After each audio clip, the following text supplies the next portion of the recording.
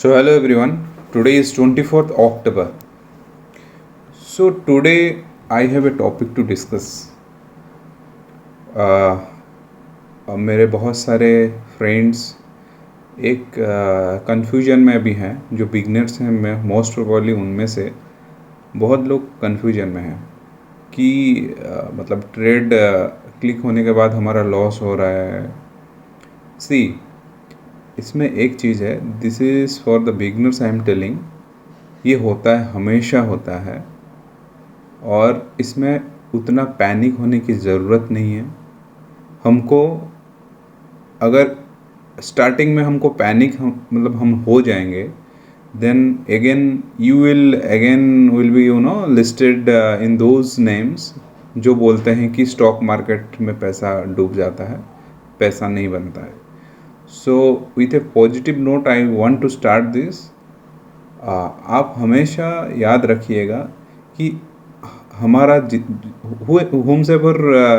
whoever is doing analysis, आप करें, मैं करूं या कोई भी करे, हमेशा 100% इट विल नॉट वर्क. कभी भी नहीं होता है. कभी कभी हमारा एनालिसिस भी गड़बड़ होता है. उसमें गड़बड़ in the sense market will not behave according to our analysis, that's all. But उसमें हमारा अगर ट्रेड फेल होता है, कोई भी ट्रेड फेल होता है, तो वहाँ से हमको एग्जिट कैसे करना है, वो ट्रेड से हमको एग्जिट कैसे करना है, that thing I will let you know today. तभी जाके हमारा कैपिटल को हम बचा सकते हैं. आगे जाके again we can invest those capitals. हमारा जो भी छोटा लॉस होगा उसको हम रिकवर करेंगे. पैसा अगर लॉस में जा रहा है और वो हमको पता चल रहा है कि हमारा ट्रेड फेल हो गया है, immediately you exit, you square of your position. उसमें कोई भी सेकंड थॉट नहीं है. उसमें कोई भी इमोशंस की अटैचमेंट करने की, मतलब इमोशन ऐड करने की ज़रूरत नहीं है. कोई भी ग्रीड पकड़ के बैठने की ज़रूरत नहीं है कि मीन्स मेरा फेल हो गया, क्या हुआ. मैं अगर बोला हूँ ये स्टॉक ऊपर जाएगा तो डेफिनेटली ऊपर जाएगा, ऊपर जाएगा तो जाएगा. बट हमारा ट्रेड तो फेल हो गया ना, हमारा कैपिटल फंस रहा है, तो उससे हमको निकलना है. तो मैं पहले पिछले वाले वीडियो में ये चीज़ बोला था कि हमेशा विथ स्ट्रिक्ट स्टॉप लॉस हमको ट्रेड करना है. जिसके पास पैसा ज़्यादा है और वो रातों रात अमीर होना चाहता है, वो उनको अपना स्टॉप लॉस ना लगा के ट्रेड करने में खुशी है तो खुशी है, उसमें हम कुछ नहीं बोल सकते. सी, निफ्टी के बारे में हम बात करें तो निफ्टी आप देख सकते हैं, निफ्टी अगस्त महीने में ब्रेकआउट दिया था. Nifty was trading around 16,000 was a big obstacle for Nifty.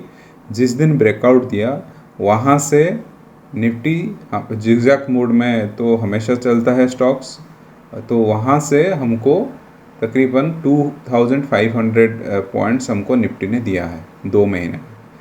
अभी निफ्टी में करेक्शंस देखने को मिला. लास्ट 5 सेशंस हो गया है, वहाँ पे रेड कैंडल्स बन रहे हैं.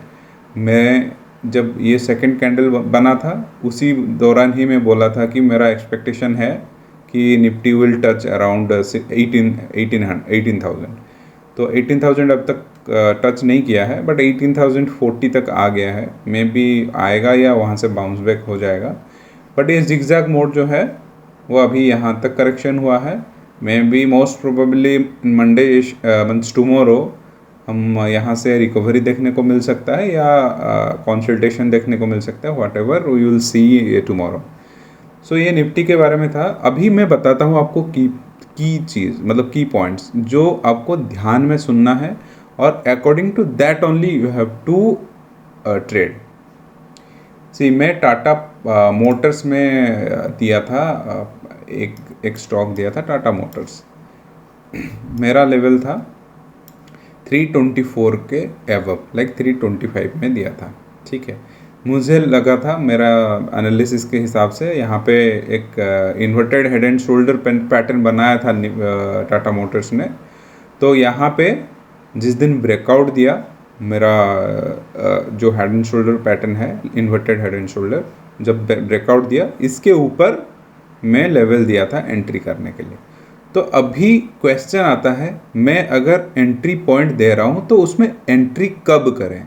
मैं जब बहुत सारे मेरे जो ग्रुप्स में जो मेंबर्स हैं वो क्या कर रहे हैं, मैं 325 दे रहा हूँ तो वो लोग limit order immediately after getting the message they are immediately placing a order with a limit order at the price whatever I am giving above, like 325 above दिया हूँ तो 325 में ही वो लिमिट ऑर्डर प्लेस कर दे रहे हैं। That is not the right process, आपको rule follow करना पड़ेगा। मैं अगर 324 या 325 लेवल दिया हूँ, यू हैव टू वेट उसके ऊपर कैंडल सस्टेन होने के लिए।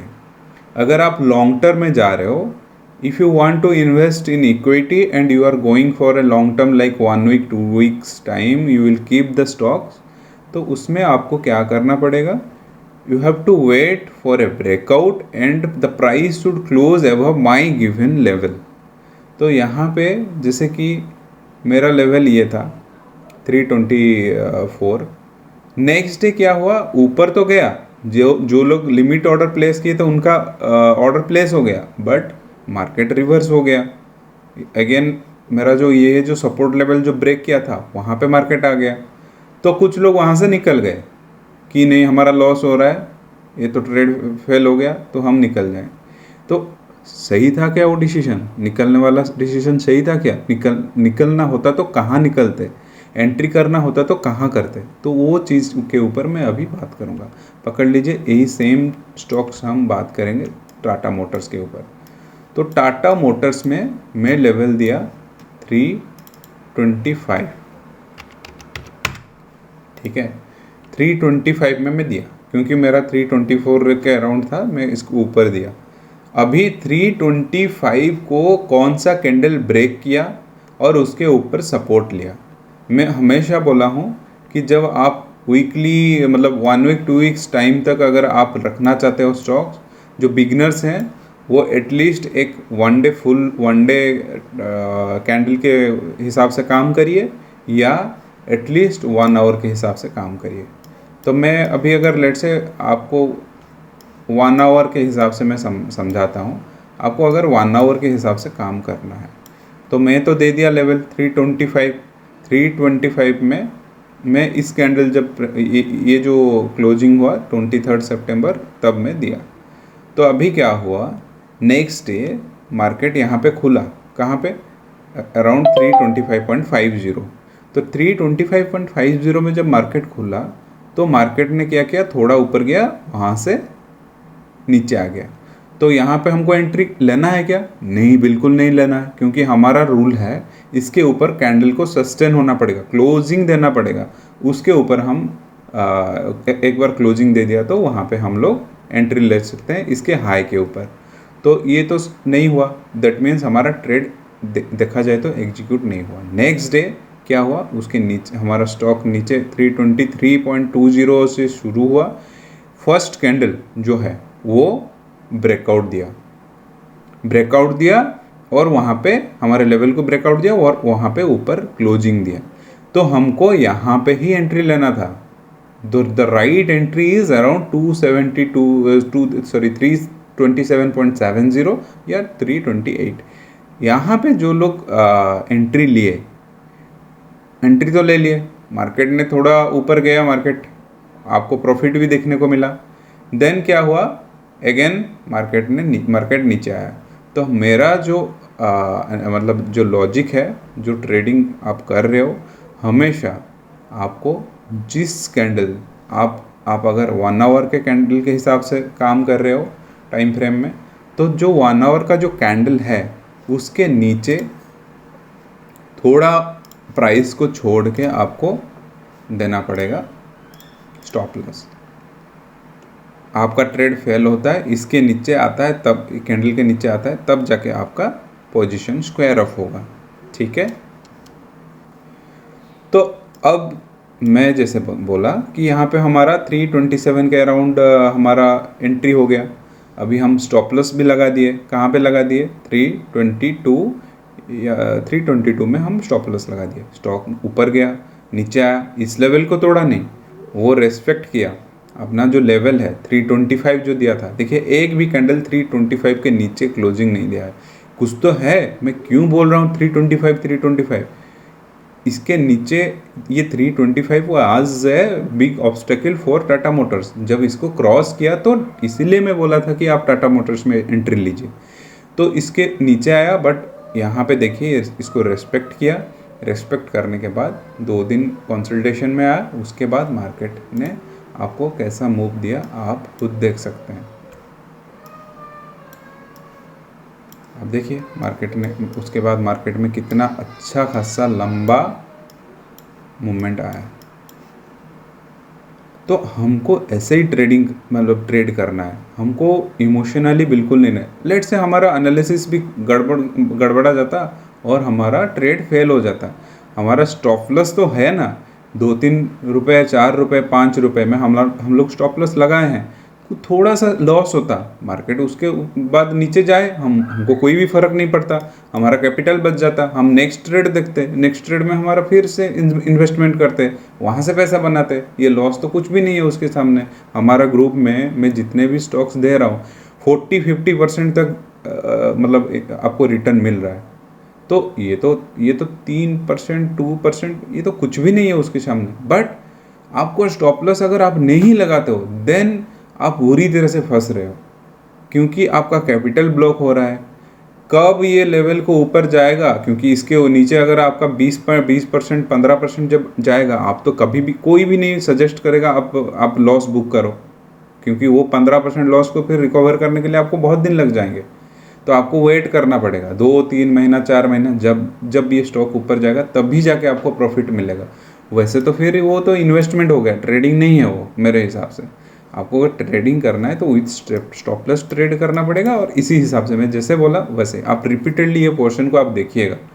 तो आप फिर मैं जैसे कि टारगेट 1 टारगेट 2 देता हूँ ना, आप उसी हिसाब से मेरा प्रीवियस वीडियो में मैं बताया हूँ। टारगेट 1 जाए तो आपका स्टॉप लॉस है आप बाइंग प्राइस में ले आए, 327 के राउंड आप बाइप किए होंगे तो वहाँ पे ले आइए। उसके बाद अब टारगेट 2 गया तो आप कुछ शेयर बेचिए, या आपका स्टॉप लॉस ट्रेल करिए टारगेट 1 को, कुछ भी करिए। तो उसके बाद आपको देखिए आपको कितना अच्छा खासा मतलब प्रॉफिट मिला इसमें। सेम मैं आपको और एक स्टॉक में समझाता हूँ। यहाँ पे मैं 185 दिया था, ठीक है, 185 दिया था मैं लेवल 185 एवो 185। आप देख सकते हैं इसमें 1 आवर कैंडल में भी समझाने की ज़रूरत नहीं, क्योंकि यहाँ पे क्लियर कट ब्रेकआउट हुआ था। 187 दिया, 187 को कौन सा लेवल मतलब कौन सा कैंडल मतलब ब्रेकआउट कर रहा है और क्लोजिंग दे रहा है, उस कैंडल को आपको वेट करना पड़ेगा। You have to wait for that breakout and closing, ये दोनों चीज़ आप देखिए। जब तक क्लोज आप अगर 1 डे टाइम फ्रेम फॉलो कर रहे हो ना, देन आपको वेट करना पड़ेगा 1 दिन, आपको हड़बड़ी नहीं है उसमें। आप स्टॉक भाग गया तो उसको छोड़ देंगे हम, एक ही स्टॉक थोड़ी है हमारे पास, तो लाखों करोड़ों स्टॉक्स हैं, हम एक ही स्टॉक के पीछे क्यों पड़े। एक दिन में भाग गया तो भाग गया, दूसरे स्टॉक में जाएंगे हम। बट जब तक क्लोजिंग ऊपर नहीं देता है तब तक हमको एंट्री लेना बिल्कुल भी नहीं है, ठीक है। और हमको यहाँ पे फिर आप देखिए इसके ऊपर क्लोजिंग दिया, इसके ऊपर जब गया हम यहाँ पे 194 के अराउंड हम लोग एंट्री ले सकते हैं आराम से। उसके बाद देखिए आपका प्रॉफिट। और इस केस में हमारा स्टॉप लॉस जो है यहाँ पे आएगा अराउंड यहाँ पे, मतलब एक जिस कैंडल को हम कंसिडर कर रहे हैं ना एंट्री एग्जिट के लिए, मतलब एंट्री के लिए, उसी कैंडल के थोड़े से नीचे, पूरा एग्जैक्टली उसके लो नहीं, लो के थोड़े से नीचे हमको स्टॉप लॉस डालना है, और स्ट्रिक्ट स्टॉप लॉस डालना है हमको अगर बचना है यहाँ से, ठीक है। तो आप देखिए यहाँ पे कितना अच्छा खासा मूवमेंट दिया। TCI में दिया था, TCI में मेरा एक एनालिसिस था। यहाँ पे एक लंबा यहाँ पे एक बहुत बड़ा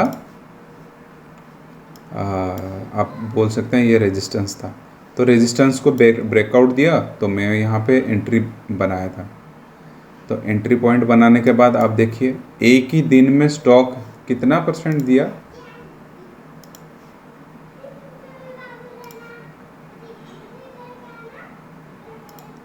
आप देख सकते हो कितना 32%। ऐसा कोई स्टॉक्स में मिलता है? बट हमको वेट करना पड़ेगा, प्रॉपर ब्रेकआउट देना, चेक करना पड़ेगा, then only we can work. और आप वन डे टाइम, जो बिगनर्स हैं, आप इक्विटी में इन्वेस्ट करना चाहते हैं, 1 महीना होल्ड कर सकते हैं stock, you safe, it is entirely safe. आप डे कैंडल में काम करिए। जो 1 वीक 2 वीक ये सारे टाइम फ्रेम, मतलब टाइम स्पान के लिए आप स्टॉक रख सकते हो और उसके बाद बेच सकते हो, वो 1 आवर के टाइम, एटलीस्ट मिनिमम उसके नीचे बिल्कुल नहीं जाना है। 1 आवर के टाइम फ्रेम में आप काम कर सकते हो। 1 आवर के टाइम फ्रेम में आपका ब्रेकआउट दिया, ब्रेकआउट के हिसाब से ही आप ये लेवल में दिया था, इसके ऊपर ब्रेकआउट दिया, इसके हाई यहाँ ये जो 489 490 के करीब आप एंट्री ले सकते थे, और आप देखिए कितना अच्छा मुनाफा दिया है। सेम IRCTC में भी दिया था मैं, अब भी यहाँ पे भी दिया था मैं। यहाँ पे मेरा एक चैनल में ट्रेड कर रहा था IRCTC, चैनल का breakout with super increasing volume, यहाँ पे ब्रेकआउट दिया, यहाँ पे मैं एंट्री दिया था 3000 के अराउंड।